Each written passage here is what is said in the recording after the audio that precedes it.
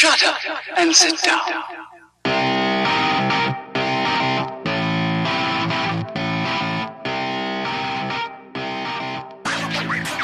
Hey everybody, Adam and John back with another episode of the Bowhunter Chronicles podcast, and today we've got a special guest on. Todd Pringnitz from White Knuckle Productions is here today, and Todd is actually from Michigan, and now he kills monster bucks in Iowa amongst doing many other things in the hunting industry.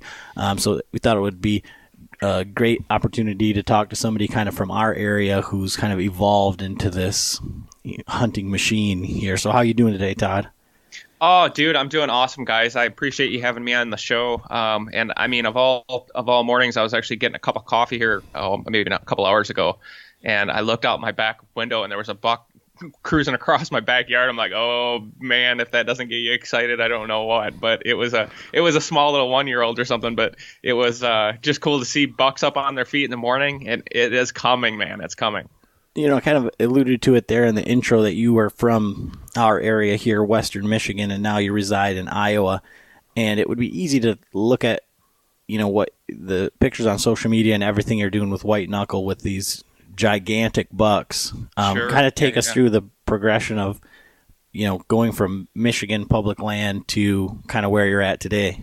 Sure. I basically I'm born and raised in Grand Haven, Michigan, and one of my neighbors growing up was kind of like my second father. He was one of the sons of our neighbors, and he was a big bow hunter. And so, you know, this is the age of Ted Nugent and rock and roll bow hunting. And so I was enamored by him and by bow hunting. And so when I was 12, they brought me up north, and I grew up hunting around the Scottville, Walhalla area. And then through about the age of 16, and then my dad bought my dad and his friend bought a 40-acre piece with a small little cabin on it. I mean, just the perfect little deer camp just outside of White Cloud, Michigan. So I basically cut my teeth on public land, and really from the time I was young, the first time I saw a doe and 2 fawns, I think the first morning I was out, I mean, I was absolutely hooked. I got the adrenaline rush, and there was no turning back at that point. And I just kept progressing. But I would say when I turned 16, my hunting really started to change. I was raised to hunt bait piles like everybody else. I mean, your scouting was basically whether you were going to use carrots or sugar beets on that particular bait. That was just how we did it. We hunted on the same stands every time. And I kind of got sick of just the way deer were always coming in wired up. And I just was like, that's not what they're doing on TV. So I want to hunt like, you know, Jackie Bushman and the guys on TV and kill these big bucks.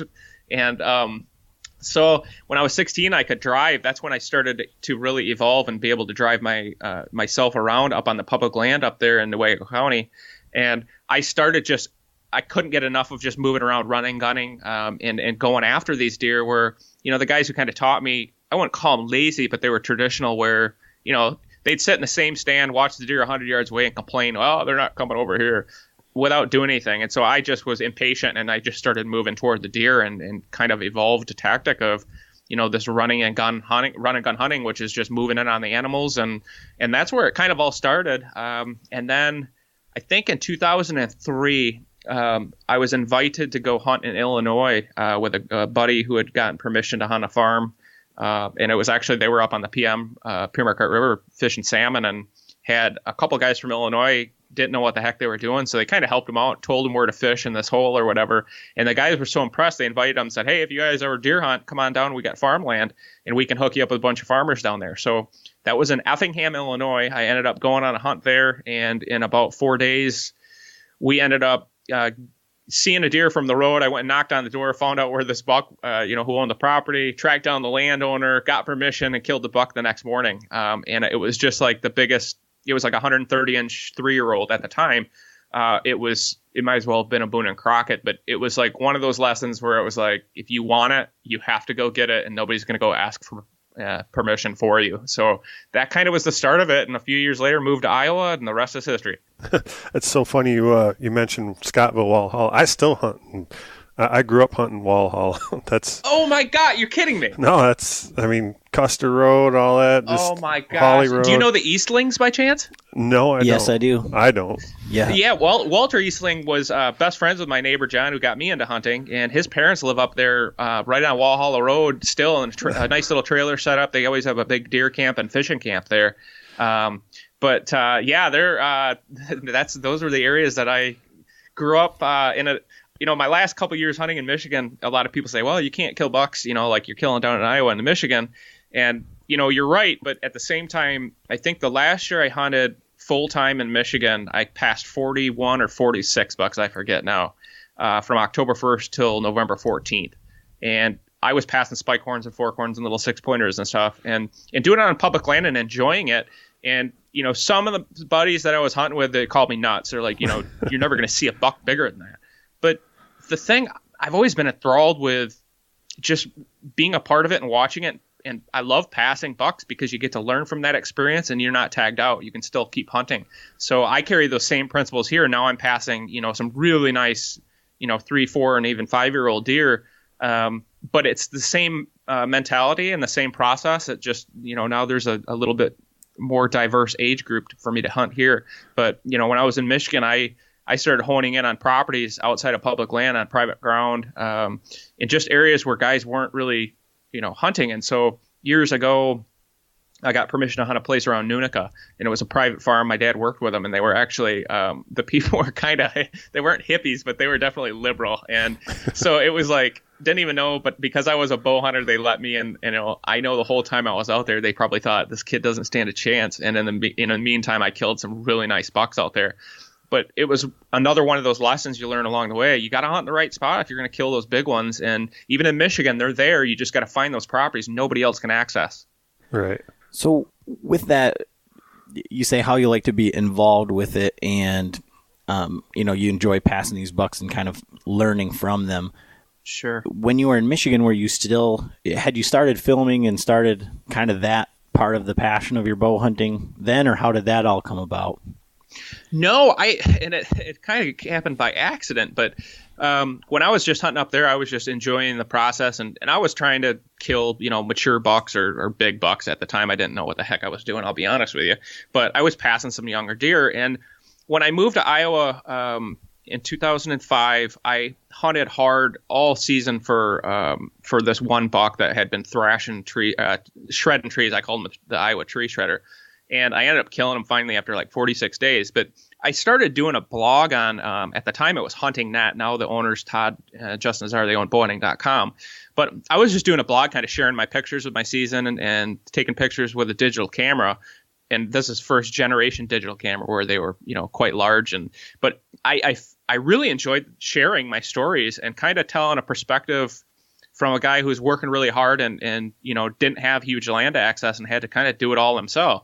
And I found there was an audience for it. And before too long, I was actually the most popular author. And there were some big names that were writing, columns on Hunting Net at the time.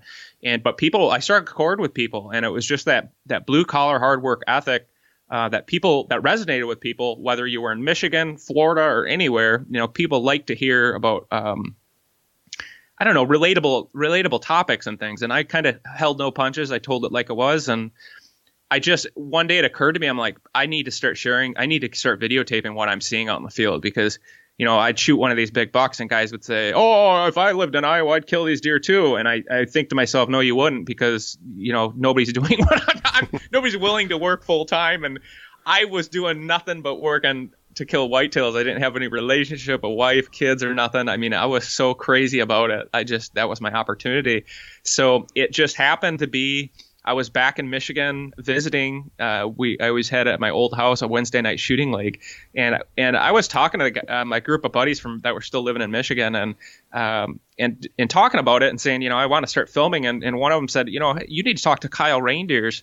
And anybody from Michigan, West Michigan specifically, is familiar with reindeer's blueberries. They are pretty much synonymous with agriculture in the western part of Michigan, and I think they're the largest blueberry producer, possibly in Michigan, but in the nation. They're huge. So their son, one of the owner's sons, Kyle, had gone to film school in Florida to literally work in the major motion picture industry.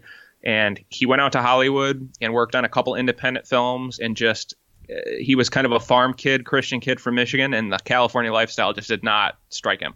So he ended up moving back, and I met him about the same time, and I said, hey, have you ever thought about filming any hunting stuff? And he had never filmed a hunting anything hunting related, and never even at that time had watched a hunting show or even a hunting video. And I was like, you're perfect. That's exactly what I want. Something completely off the normal, showing a realistic, basically documentary style of how it was to hunt these deer, and not make it about, promoting products and infomercial and going to outfitters and all this big money hunting thing, which is what a lot of the TV shows were at the time. I wanted something completely fresh and raw, but also that had a real element of wilderness and nature. And now so many of the shows that we watch are packed full of all this great nature footage and just beautiful drone footage. But back then it was a lot of it was canned, meaning everything was reproduced. So I just wanted to make it feel like you were out there hunting and not ruin it by promoting a bunch of junk in the process.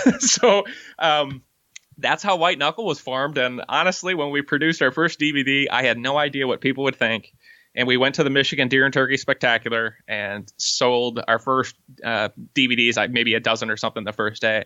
And on that Saturday morning, I'll never forget, a guy came back to the booth and he's like, I bought this yesterday. I went back and watched it. He's like, that's the best hunting DVD I've ever watched. Probably the best hunting show. And I'm like, we didn't have a clue what we were doing at the time. We were just sharing our story. And so I knew we were onto something, but it took, many years, and we're still working on, tuning our craft, so to speak. But yeah, back in the old days, the old DVD business, that was a tough business. I guess, so you didn't start out, I guess the times were, even, I guess, what would that be? 15 years ago? Yeah.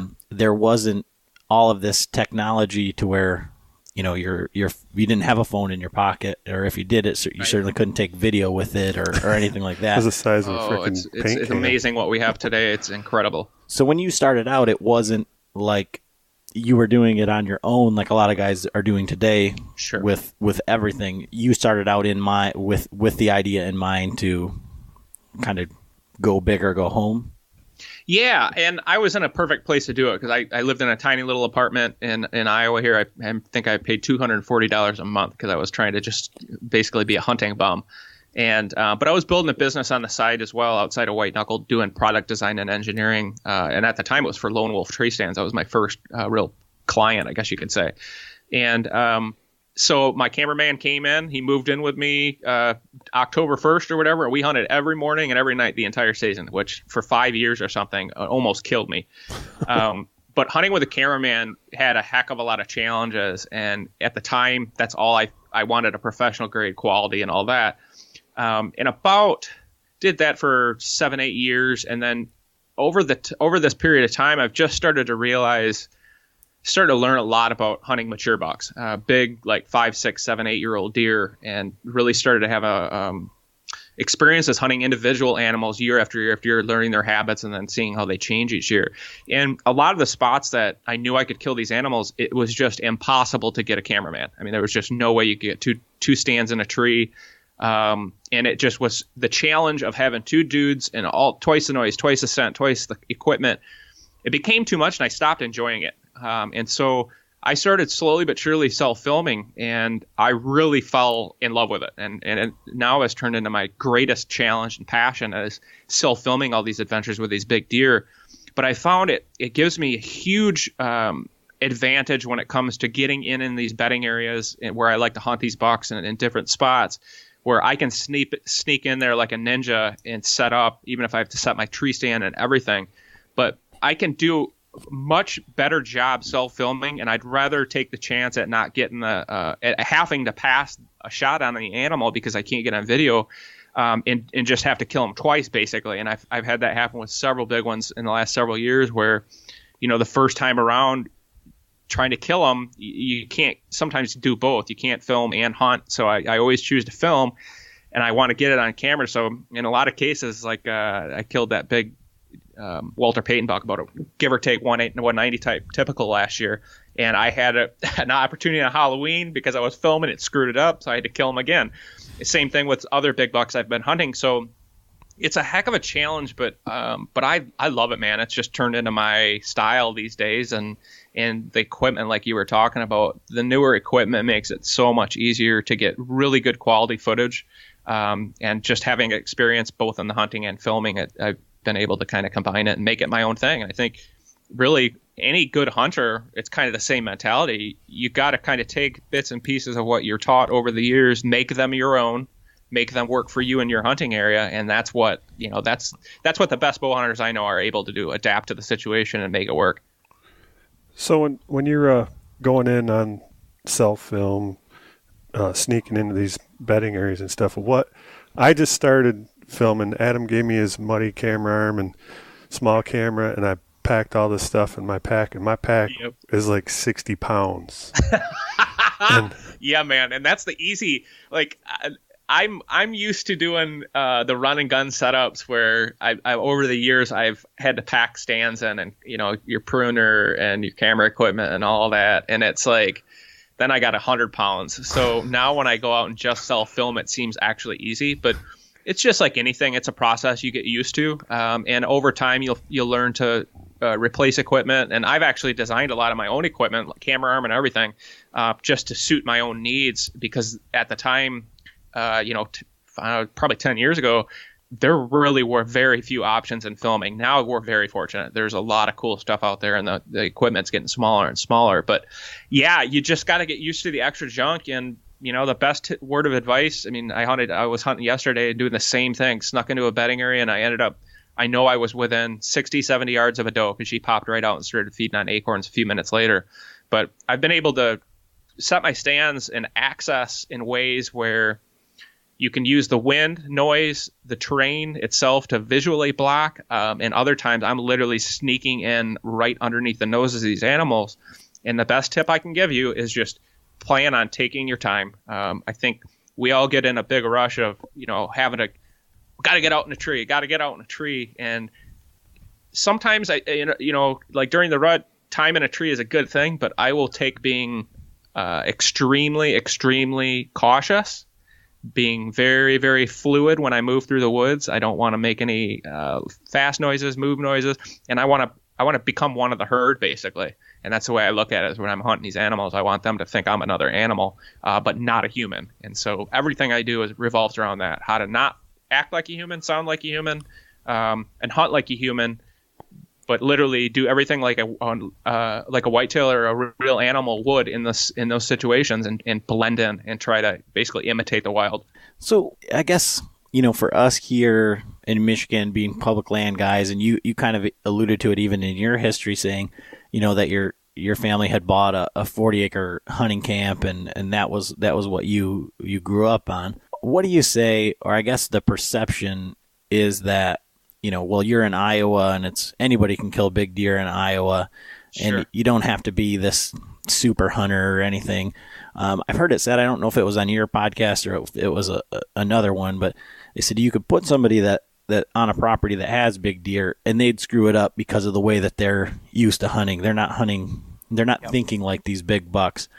And on the podcast that you have, that was going back over your ghost buck seminar, I think, that you did in Wisconsin, you kind of outlined that hunt, or your co-host kind of said, why you thought you were crazy for the way that you actually did end up killing that deer. Can you kind of I don't know, that's like a whole bunch of different questions, but kind of put that into a scenario, because I think that outlines, you don't have to have, 1,000 acres and all of these different things to manage these deer this way, but you still have to be smart in the way that you hunt them. And I think most guys think that it's just easier than it is. Sure. Well, I'll just be straightforward, honest. Here in my neighborhood here in Iowa, we've got smaller tracts of land. I mean, not tiny, like 20s and 10s and stuff like that, but by Iowa standards, there's 40 next door. I own 63. There's another 14 acres, a 90 here, 100 here, whatever.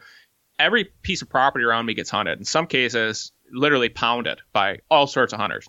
And I've got I added it up years ago, it's probably around 20 bow hunters within 1 mile of my farm. And some of them are hunting right on my property lines. Some of them are hunting, quarter mile away, whatever. It doesn't matter. The point is, I can sit, over the years, I've sat on different parts of my property and listened to my neighbors rattling and can calling and grunting and carrying on, every 10 minutes for 2 hours at a time. And then go to the other side of my farm thinking I'm going to get away from this, and hearing another neighbor doing the same thing. So it's the same mentality, the same type of hunters in Iowa as there is in Michigan. I mean, not everybody's doing food plots and management and QDM. Around here, if it's brown, it's down, period. During shotgun season, it's just the way it is. But like anything, I've learned how to, I guess, kind of manipulate the animals and the hunting situations around here and make them work for me. So I'm going to give you a prime example. Like when my dad owned that 40 acres in Michigan, it was an okay piece to hunt. At the time, I didn't know what I was doing, but it's basically kind of the same situation here.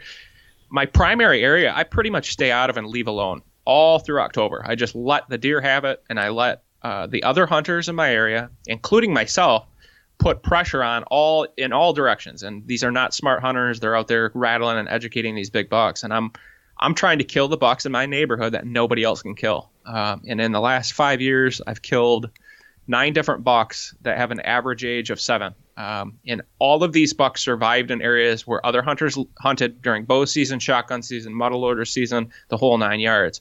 But I've just had to figure out how to approach it from a different perspective and be willing to do crazy things nobody else is willing to do. And what you were mentioning about the buck I killed last year, Walter Payton's what I called him.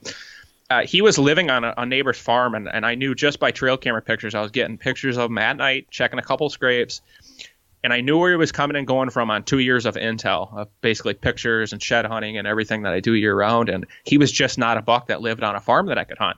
But he would come out and check these scrapes, and he was absolutely monstrous and like so big that I was like, I would do anything, to get an opportunity at this deer. And so I knew the farmer who owned a piece of property that was living on, and I knew other guys hunted it. And in fact, they had a stand right in where he was living, of a ladder stand that they'd hunted year after year. But I knew how they had to get in to hunt that farm.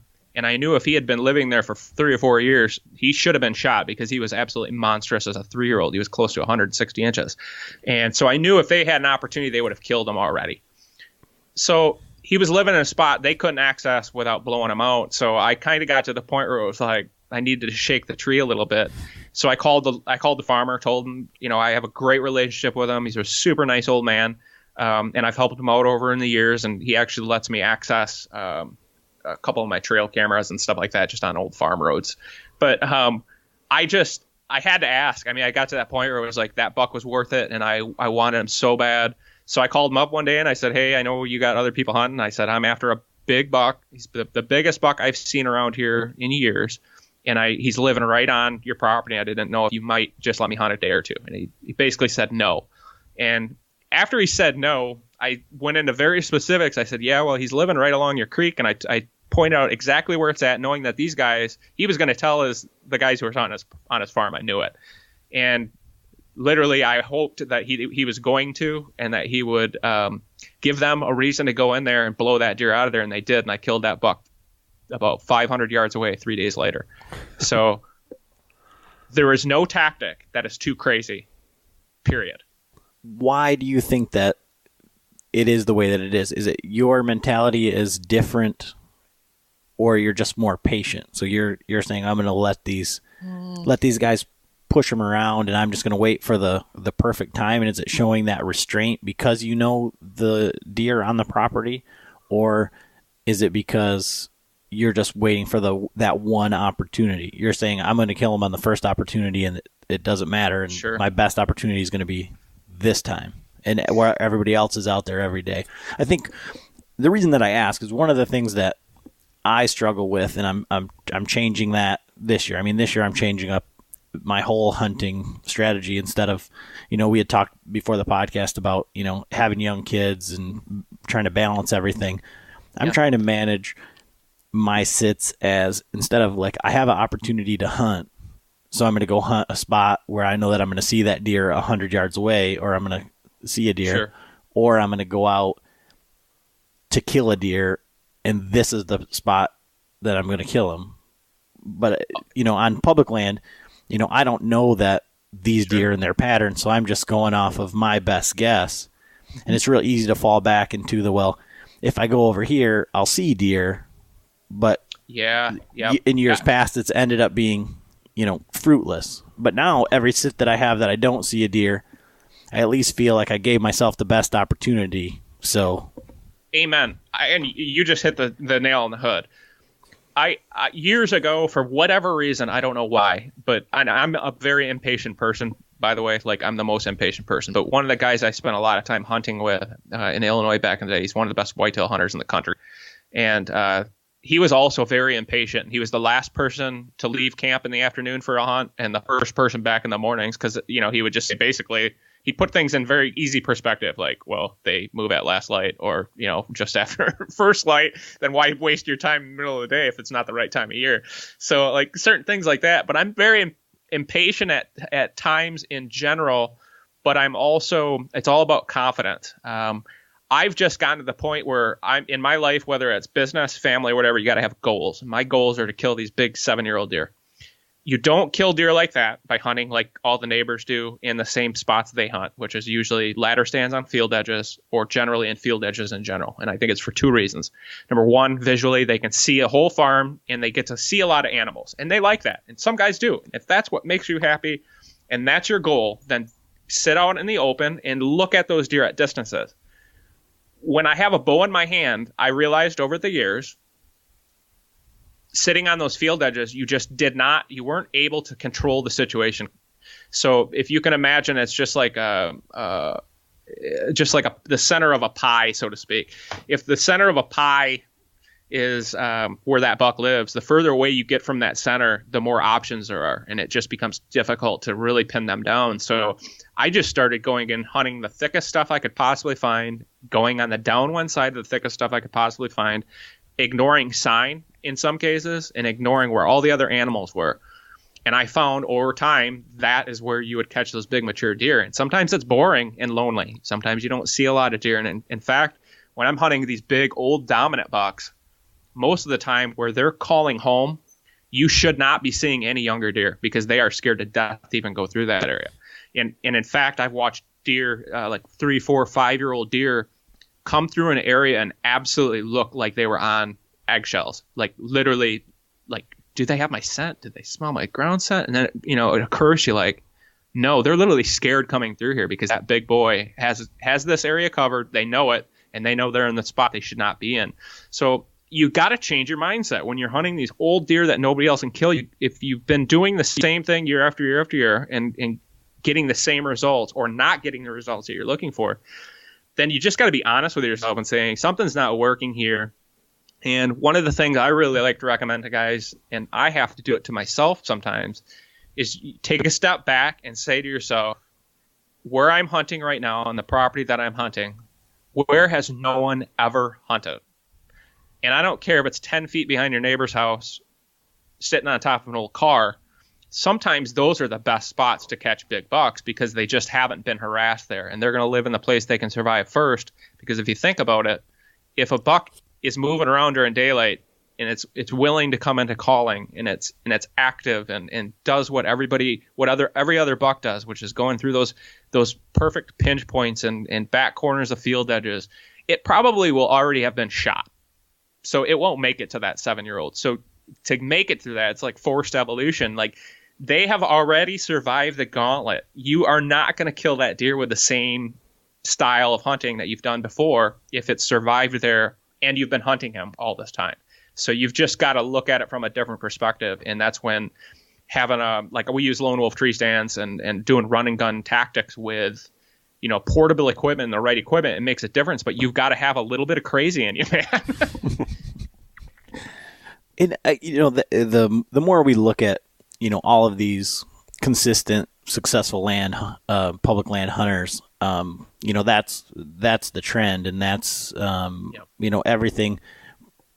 In addition to all of the scouting, I guess without having, and this may go back a little ways for you, sure, but without having the trail cam pictures or anything like that, we're into, I would say, coming up on the best time to be in the woods right now.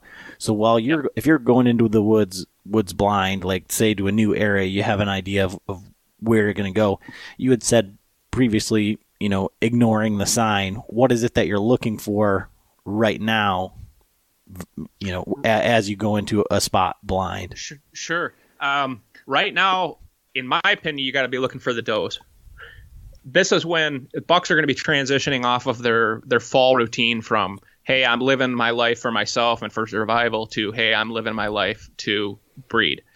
And this is my favorite time of year to hunt, is when these bucks start moving in these doe bedding areas. They become very vulnerable because it's not the area they spend most of their life. So they're a bit vulnerable in those areas, but they a lot of times use the eyes and ears of the other animals, the does around them. But the big dominant bucks that I'm hunting, they'll literally go in and set up shop right into a doe bedding area. And sometimes they don't even leave. They literally will stay in the timber, and I won't get pictures of them or nothing until mid-November, because they don't have to go anywhere. But for most guys, what I would say this time of year, you've got to be focusing on where the highest concentration of does are. Wherever those does are at, that's generally where a dominant buck is going to be hanging out. The problem, though, with those dominant bucks are the older age class. They just don't move around like you see on television. Right. Like, we have guys, I'm friends with a lot of guys who have some unbelievable farms, way better quality areas than mine, where the deer aren't pressured, and so they move around during daylight. They have lots of daytime pictures of these big bucks. I mean, like, for example, like Mark and Terry Jury, they're about as good as anybody at this point, and their properties are excellent. They know what they're doing. They have years of experience, so they have pretty active bucks that don't make them work so hard, so they can pretty much catch them out in the open on their food plots by not putting pressure on and letting the bucks just act naturally. Well, the rest of us, and everybody has a different variance of this, but pressured deers don't move around very much. So my dominant buck generally will set up shop in a doe bedding area or right next to a doe bedding area where it's very close to water, a primary green food source that I hopefully have planted, like a kill plot, and then some major agriculture, corn, beans, things like that. But to catch them out in the open, it's usually 1 or 2 days a year, and I'm not kidding you. Like 1 or 2 days a year, they're vulnerable. So on 1 or 2 days a year, to try to pinpoint exactly where he's going to be moving, how he's going to be moving once the rut starts, good luck, man. That's not how you kill consistent deer. It's not by sitting in a pinch point and just hoping for the best. Maybe some deer, but not the bucks I'm hunting. The dominant bucks just don't move much. So over the years, I've just tuned my way into moving a lot. And so now I've got property that I hunt year after year, so I can set it up in advance, knowing what I know, and have a little bit of the work done in advance. So like this afternoon, I'm going to go into a spot, first time in, spend a long time trimming it and access trails and everything so that I could sneak in and be ready to kill. But if I was hunting public land or hunting a new property, I'd be doing it the same way, but I just have to have a tree stand on my back and a saw. I think generally move around until you're seeing what you want to kill, and don't stop moving until you do. And that's where the impatience comes in. Then once you find those areas where you're pretty sure a big one's held up, that's when you've got to be patient and hunt smart. But that's my best piece of advice, is I think most guys just hunt the same stands over and over and over again because it's easier to do that, and because they're afraid of bumping something or blowing something out. And I don't know, the way I look at it is, I don't want to get trail camera pictures of these deer, and I don't want to see them at 500 yards. I want to kill them. And if there's a 50-50 shot that if I go into that bedding area and set up and kill them, or I blow them out, I'd rather take the chance and blow them out. Because generally they'll be back anyway, unless you really bugger them out. But yeah, I think I like to be aggressive, and it's killed a lot of big bucks for me over the years. So that's kind of just how I fall. Do you focus much on the moon phase, or like the pressure, basically the climate conditions? I don't even look at the moon at all. There's a bunch of guys that I know who believe in it, and there's a bunch of guys that I know who are scientists and biologists who say there's no correlation between any data of any collared deer in the moon phase. I am 100% all about weather. Weather fronts trump everything. And that's the huge advantage that I have of literally living right where I hunt, is that I'm not taking vacation days and I only have 5 days to hunt, or a specific day to hunt. I watch the weather, and there are a lot of days. I mean, up until like this week, I really haven't hunted that much. I've hunted a couple times here and there. And usually this time of year for me, it's more scouting hunting, meaning where if I'm going in and out of an area, I can pick up a lot of intel on the way of knowing what deer are moving through the area, what kind of buck signs there, where the tracks are. If I see any deer, then when I'm hunting, I'm getting intel, and then on my way out, I'm getting intel. And like last night, I mean, I'm in a killer bedding area, It's prime time, just getting dark. And I left early, 5 minutes early, so that I could glass 2 fields on my way out. Like, I'm always trying to learn something. And I think that's a lot of it is, I think some people either are sponges and they want to learn, and some people may be a little bit more complacent, or I don't know, maybe have an ego or something, like, oh, I know what I'm doing. And I've never had that. I've always wanted to learn. So I think the more you're willing to learn all the time, the better hunter you're going to be, period. But yeah, I'm not afraid to try crazy things. That's where I have no fear when it comes to getting in tight on these deer. And I absolutely, that's what gets me going now more than anything, is literally sneak in where a big buck is probably bedded within 50 or 60 yards of you, and being able to get in, get set up without making a single noise, or at least a metallic noise. That's where it's at. I love it. So, like, what would be your perfect weather condition? Like, cold front coming in, high pressure, low pressure. What would be what do you look for when you? Generally, the best conditions that I enjoy hunting the most are after a hardcore storm comes through. When it rains for a long period of time, like 24 hours or 12 hours, 8 hours, like when you get a really good rain. When that rain lets up, it is like a light switch. All the deer get up, especially if it's been cold and nasty and windy.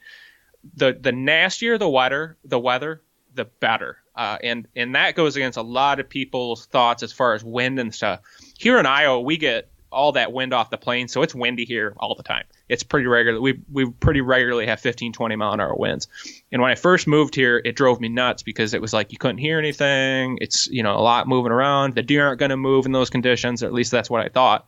And the more I hunted and realized, like, the windier it is, these deer, their most powerful weapon is right on the front of their face, in their nose. And the best way that I can describe it from a human perspective is, imagine when you look around in the room with our perfect vision, we have one of the best vision in the animal kingdom, humans do, and a brain to be able to take all the information you're getting from colors, depth perception, distance.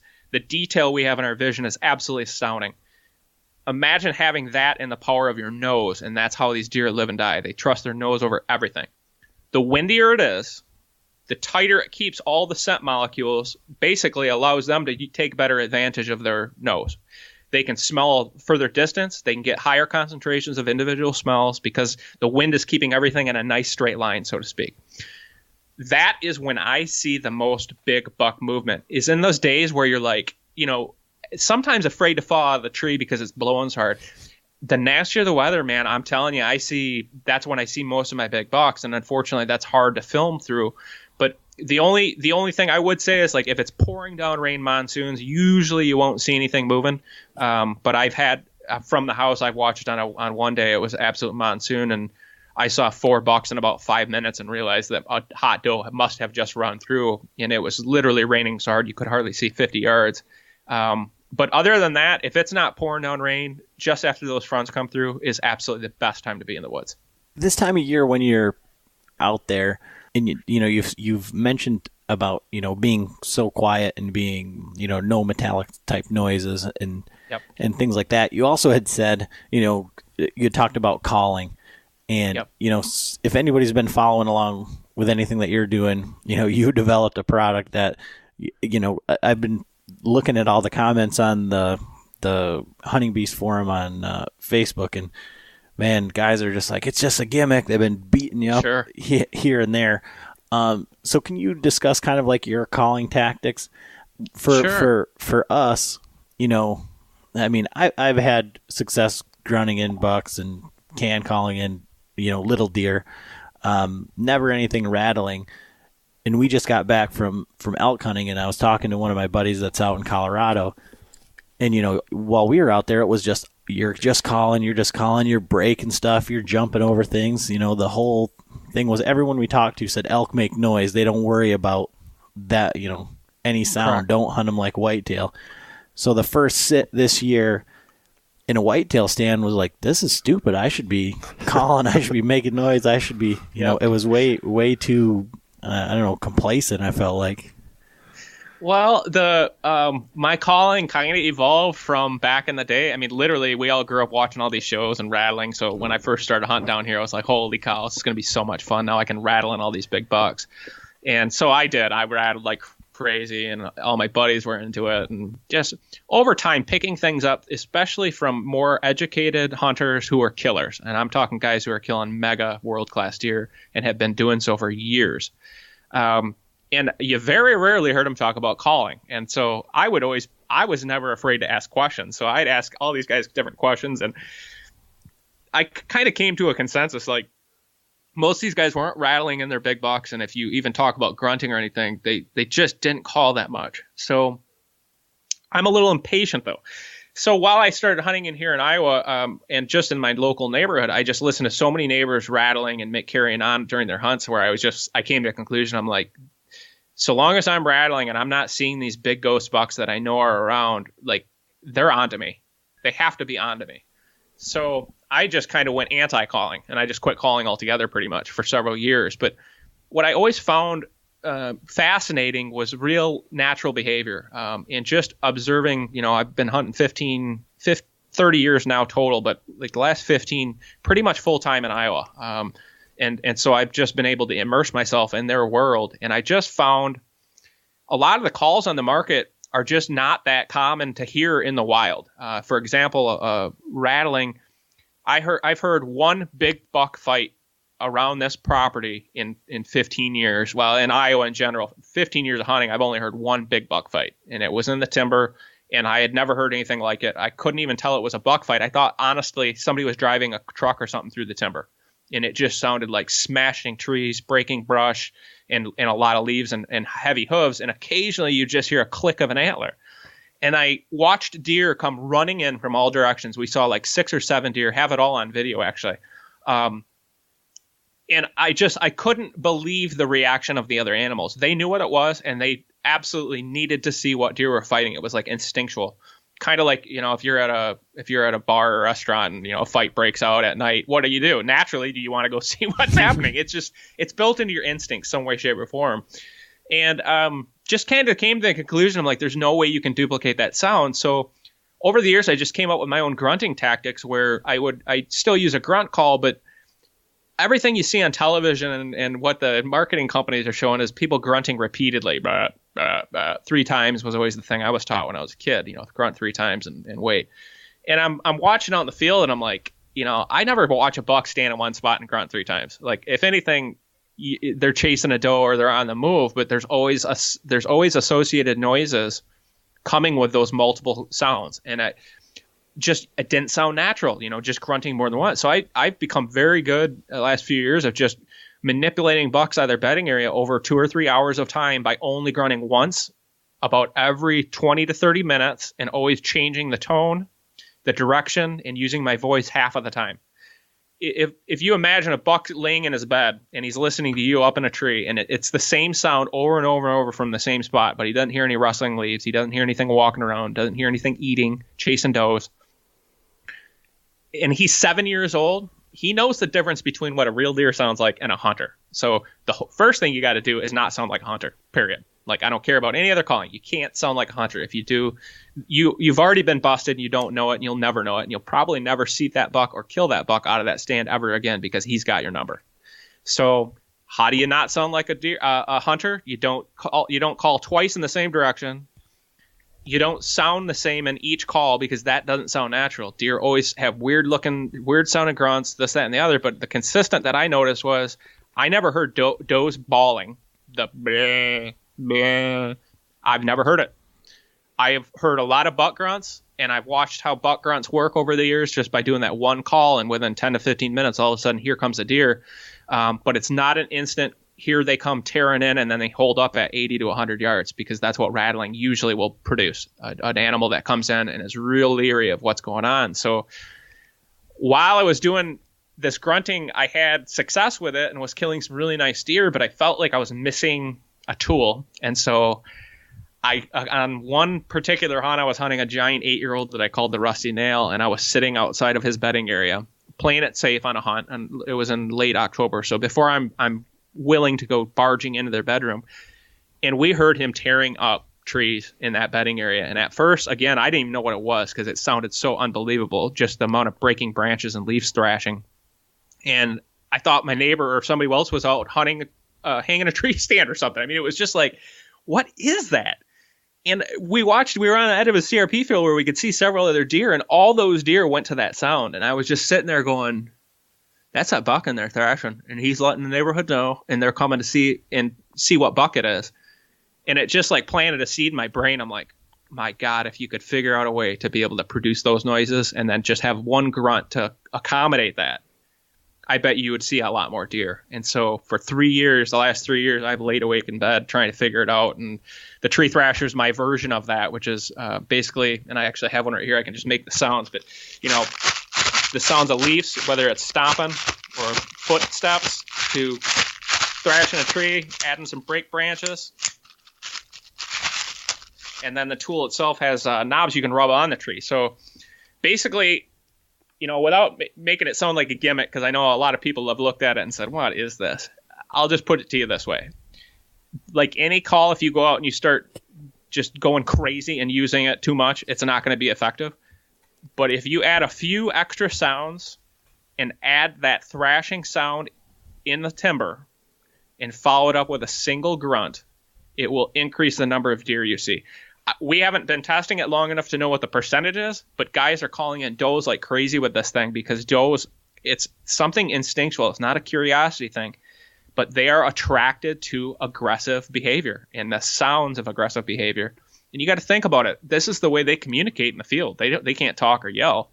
They've got a very limited range of vocalizations that you don't hear very often other than just a grunt. You'll hear a snort, wheeze occasionally, but to me, those sounds create a more cautious environment than natural, and I want to sound natural. So the calls I do are minimal, but just those extra sounds increase the number of deer that come in, and you basically sell them on your call that you're not a hunter, you're a real animal, and you've got the sounds of a real animal. So you basically you dupe them basically. And so with that, what's the tag situation like in Iowa? Is it a $1 state and then you get doe tags? I guess, thinking about that when you're using this and you're calling in all these different deer and you're targeting, say, a 7-year-old buck where you're going to get one chance all year. I mean, how many deer are you harvesting a year and that sort of thing? How does it work in Iowa? Well, we have a pretty killer system here, which is actually part of the reason I moved here. But with a bow, I can kill 3 bucks a year with a bow. That's if I have a landowner tag as well, which I do. So I've got one tag that I'm restricted to hunting only my property with, which is the one I like to burn first, so to speak, because I can still then hunt everywhere. In the past, I've killed a buck off my property, and then I'm stuck to hunting the 63 acres for the rest of the season. I like to move around just so I can experience the season, if nothing else. But we can kill 3 bucks a year. Last year I killed 3 for my first time ever, 3 different 7-year-olds. I killed the last one with a muzzleloader, and it was actually my first buck I ever killed with a gun. But I'm a bow hunting maniac. So down here you can basically kill 2 with a bow early season and then 1 late. But I'm usually very, very, very picky and waiting on individual bucks. And for example, I'm waiting on an 8-year-old right now that hasn't shown up all summer. I haven't gotten a single picture of him, but my gut is if he's still alive and didn't die of VHD this summer, unfortunately, then he'll be around during the rut. So in that case, I've got to be patient. But once I know he's there, oh brother, I'm going to be diving in. But the tag system is killer here, so it just makes it a lot easier. But you've got to realize, like, the way I have all my stands and everything, like, for example, where I went in last night, I'm adjacent to a bedding area that will hold a big buck, has all the right ingredients. So I'm imagining he's bedded there. And so before I leave, I want to do what I can to potentially pull him out during daylight and get a crack at him without blowing him out if he's just not interested. So that's where the thrasher comes in. Like, I would put... Like, rattling is a 10 as far as aggressiveness and also risk of spooking, because you either they come in or they know you're a human rattling and they're not interested, and you'll never kill them from that set probably again. Where I'm at is when I get into these spots, everything's set up, everything's trimmed. I put all the work in. I got in there. I didn't blow anything.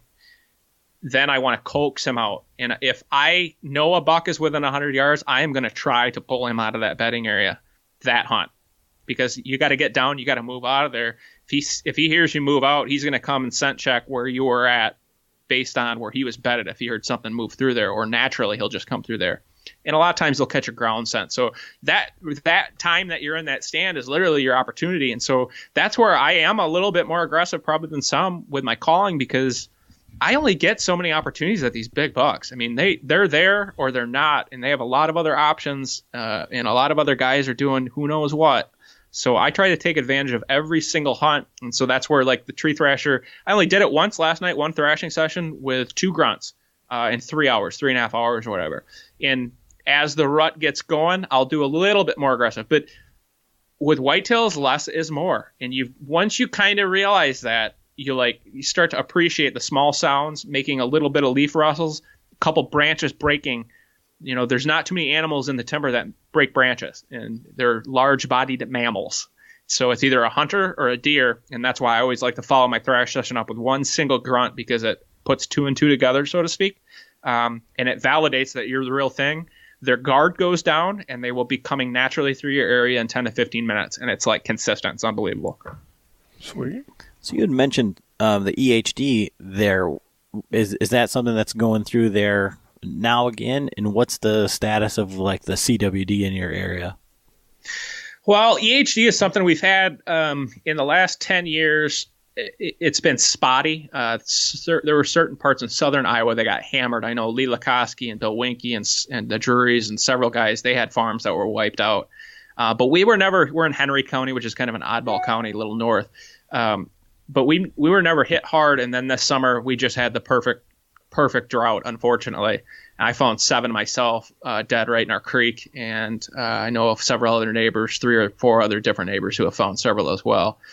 And we just didn't get the storms when we needed to. They all went north and south, but we were the hardest hit county. And so you don't know, how deep the impact was. I won't until I really actually start shed hunting this next year. That's when I'll find all the different deer in my area. But there's nothing you can do about it. So I'm just praying that, we still have a couple big ones running around. I know we do, but compared to other years, we're way down as far as big bucks. But as far as CWD, I haven't really heard too much about it. And to be honest, there's a lot of talk about it in the industry. And it's just something I just don't know that much about. I'm just not educated to it. And to be honest with you, I really don't care to be. I got enough crap to worry about. So CWD is not one of them. And I don't think it's a major issue in general when it comes to the deer herd, based on the educated guys I know who have been doing this whitetail stuff for a long time and a lot longer than myself. And they seem to believe it's somewhat of a political stunt. I'm just curious because, you're talking about Newaygo County. That's the one of the management zones. Muskegon County's in one of the management zones. They had active case in Kent County. And then there's just been another active case up. We've got property in the UP that's 4 miles from where they found an active case of CWD up there as well. So basically all of the hunting that we're going to be doing this year is in the CWD management zones. So, I have a bad taste about it because I have a bunch of good friends from Wisconsin who over the years, and this is going back when it first was the big scare back in the 2000s, early 2000s. I don't remember what the exact time frame was, but probably around 2008, 2009, 2010 sometime. And I had friends who's had some property, family property for 30 years of whitetail management. And I mean, these guys had it down. They've got some of the best whitetails around, absolutely worked their butts off. Their family worked their butts off, 3 brothers and a dad, their whole lives. And in a matter of basically 2 years, the Wisconsin DNR completely destroyed the deer herd. Literally. So my question is, what's worse? A few deer walking around with CWD with no necessary real proof that it does anything, or all the deer dead? And they basically exterminated whitetails. Guys were killing $15 a year, unlimited tags. If you think that's good for the deer herd, then I think you're going to the wrong college. That's great. Like right now in Muskegon, if you with private land, you can buy 10 tags, 10 doe tags. That's just insane. They're nuts. I think it's all to do with the insurance companies. Yeah, for sure. You gotta, usually when it comes to anything like this, just follow the money. Well, and I think too, I mean, I've got a pretty serious science background, and I've got a lot of people around me that are smart as far as like on the subject. But to me, it just seems like a kind of like cover your butt sort of situation for politics, because nobody wants it to make that mad cow disease jump to humans, and they don't want that on their watch. But is that the scare now? Is that they think it's? I always figured it had to do with livestock. Like if there was a way that it was transmitted to livestock, sheep, cattle, horses, But again, it's all money. Yeah, those industries are big money. But that's what they're concerned with, is that it's going to have some sort of a human connection? Yeah, it falls into the same category as mad cow disease as far as the way that the disease, I guess, occurs in cervids. And so what they're worried about is, it's passed through the droplets and all of that. And so, no baiting, nose-to-nose contact, that's the way that it spreads. Sure. But it also is in, say, crops. And what they don't want is either you to get it to make the jump to humans from eating venison, or those droplets going into soybeans going into whatever, those droplets going into corn, and then corn going into humans, and then it's making the jump. So yeah, there's a lot of theories around there. I can't imagine. 100%. I'm glad that's not my job. I'll put it to you that way, brother. Right. But I just really appreciate you taking the time out for us today. We've had you for nearly an hour here, and I know you're a real busy guy. Is there anything that you want to say, in parting, or where can people follow along with everything that you're doing? Absolutely. Number one thing is I realize everybody's limited on time. We're always trying to rush out to the tree stand, but I'm going to tell you right now, you always got to make time for safety. I don't care who you are, what you do, if you're in great shape and you lift all season, or you're 500 pounds overweight, you always got to wear a safety harness and just be careful out there. I'll tell you, you can be as hardcore as you want to, but you're not going to be nearly as hardcore if you're bound to a wheelchair or in a casket because you were worried about wasting 10 minutes or $80 on a harness. Dude, you just got to do it. And I'll tell you, being safe is more enjoyable. And I have safe lines on all my stands. So safety is the number one thing I just try to emphasize with everybody. And just take the time, be patient, take the extra time to be quiet. And once you're on stand, limit your movements. I always try to act like I am water or the wind and just be fluid.